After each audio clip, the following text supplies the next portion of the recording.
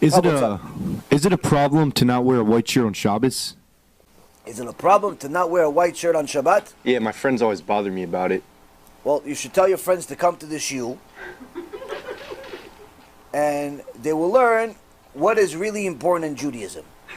According to the Torah, you are obligated to be modest, not obligated to wear a certain color.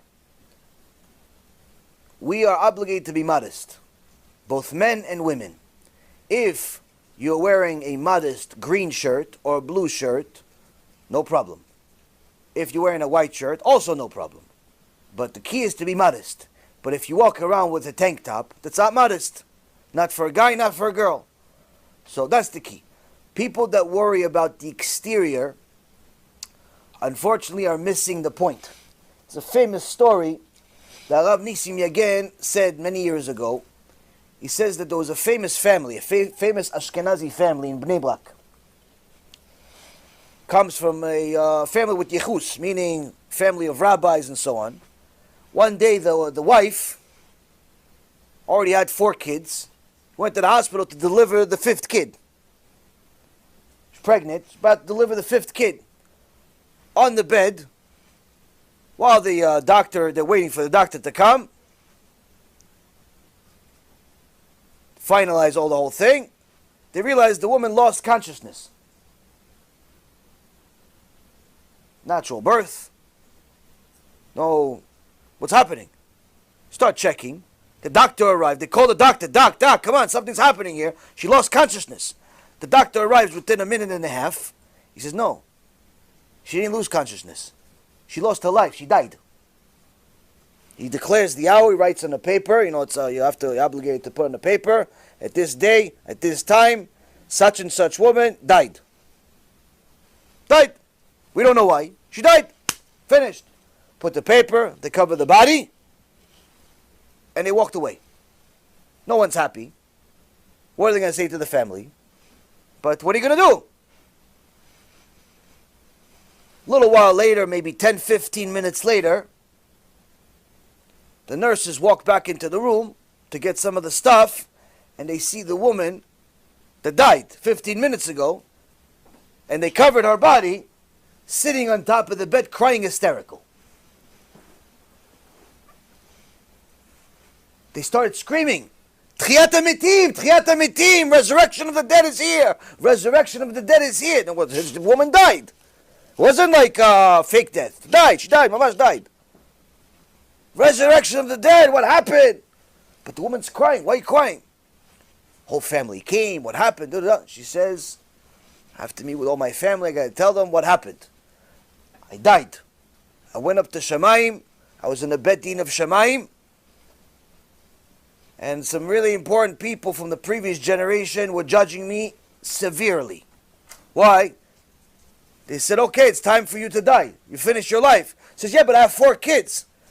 The Bet Din says, everybody has kids when they die. What, we're not going to kill anybody with kids? Everybody dies, they have kids. Yeah, but I did good things.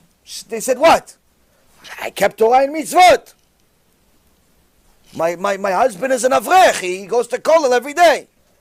He said, hold on a second. Before you mention your Torah and mitzvot, we'll get to the avrech in a second. He says, first of all of your Torah and all of your mitzvot has no yirat shamayim. You're doing all of the mitzvot because you feel like you have to. Because you want to fit into society. Not because Hashem said so.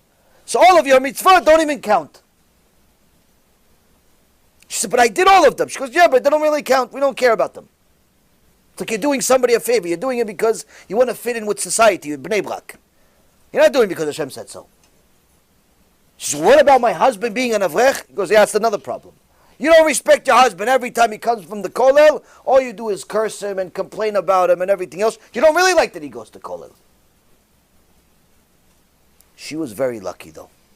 Why? Her father was a big tzaddik. Died in his 90s. He shows up to the Bet Din. He says to the Bet Din, I promise you, she's going to do tshuva now. Her father was a big tzaddik. She says in a story, when he was in his 80s, he lost his vision from age. And she asked him a couple of times, Abba, how do you still go to the kollel and to Beit Knesset by yourself? He says, I'm not going by myself. Every day there's two people walking me. Every day I get to the door and there's two people always taking me. She says, Abba, nobody's taking you. He goes, no, I see two people taking me every day. For years. Two people are taking, what two people? Two malachim are taking him to the kollel. Two malachim are taking him to the Beit Knesset. He's the only one that sees them though. So he came to the Bet Din of Shamayim. Rabbi again explains the story. Mamash. Rabbi again says, I guarantee she does tshuva. She came back to life. She got another chance in life, and she, mamash, did tshuva as a Haredi woman. Imagine a Haredi doing tshuva. Alvai all of them do tshuva. Alvai all of us do tshuva. But that's what it takes sometimes. Sometimes, Rabotai Karim, people worry about the exterior.